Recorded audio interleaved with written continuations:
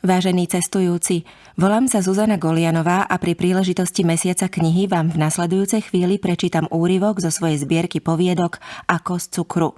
Táto kniha je tiež súčasťou projektu Knihobežník. Bela. Na začiatku to vyzeralo na love story s letenkou, z čoho nakoniec zostala len letenka. Sem tam treba odletieť. Bol to jej tretí deň vo Florencii a na to, že bolo len niečo krátko popoludní, mala toho už dosť za sebou.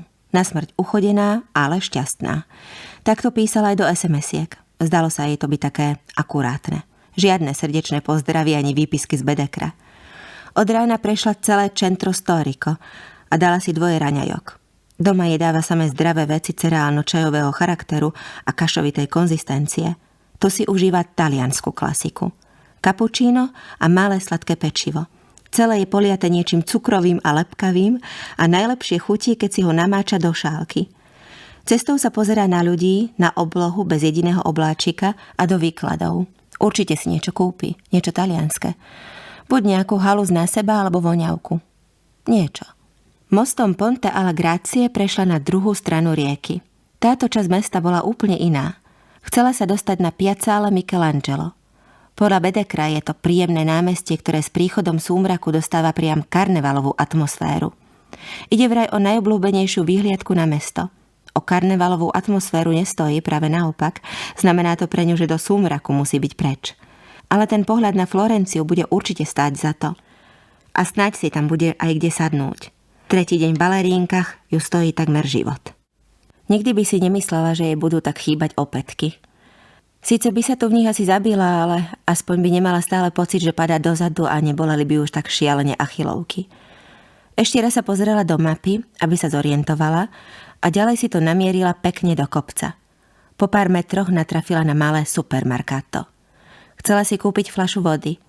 Rozhodla sa pre politrovku minerálky bez bubliniek a jedno malé tmavé pivo.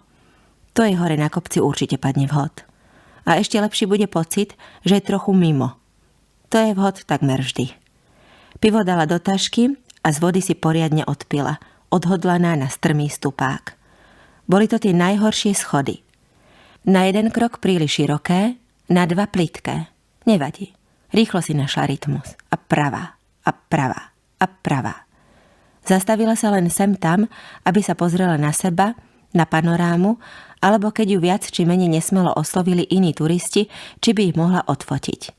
Kým vyšla hore, odfotila 8 párov a jednu väčšiu skupinu. Jedna dvojica bola z Kanady, takí starší manželia. Pani vedela, kde je Bratislava a že kedysi bolo Československo. Jej starí rodičia boli dokonca emigranti spod Tatier. Ešte nikdy sa tam nebola pozrieť, ale pôjde. Must be very interesting. Do Florencie sa vraj vrátili po 20 rokoch. Keď prišla hore, necítila žiadnu únavu. Prešla si celé námestíčko s parkom a terasou, ktoré vyčnievala nad mestom. Bolo krásne počasie. Horúce leto a úžasná viditeľnosť. Celá Florencia bola dole. Stovky striech, nad ktorými sa týčili dominanty mesta.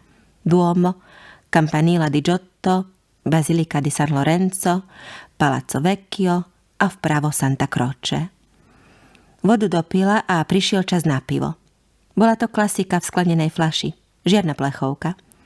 Najprv sa ju pokúšala otvoriť sama o hranu podstavca veľkej lampy. Ale keďže je vo Florencii všetko historické a chránené, bála sa, či aj tá lampa nie je nejaká pozostalosť z rodu Medici. Radšej zašla k najbližšiemu stánku. Lámanou taliančinou požiadala, aby jej signore otvoril pivo. Keďže si za toho Dávida nevedela spomenúť, ako sa povie otvoriť, opýtala sa ho, či jej môže pomôcť s pivom. Aiutare.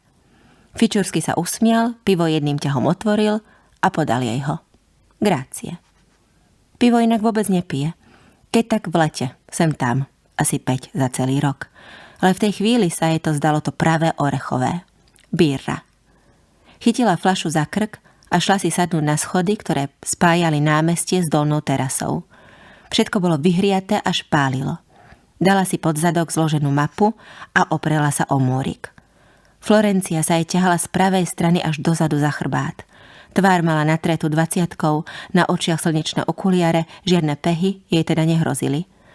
Len slastne zatvárala oči a otáčala sa za slnkom. V ušiach jej šumelo mesto. Taliančina, angličtina, francúzština, ruština. Inak bolo bezvetrie. Keby si nezabudla na izbe iPod, počúvala by Pavarottiho.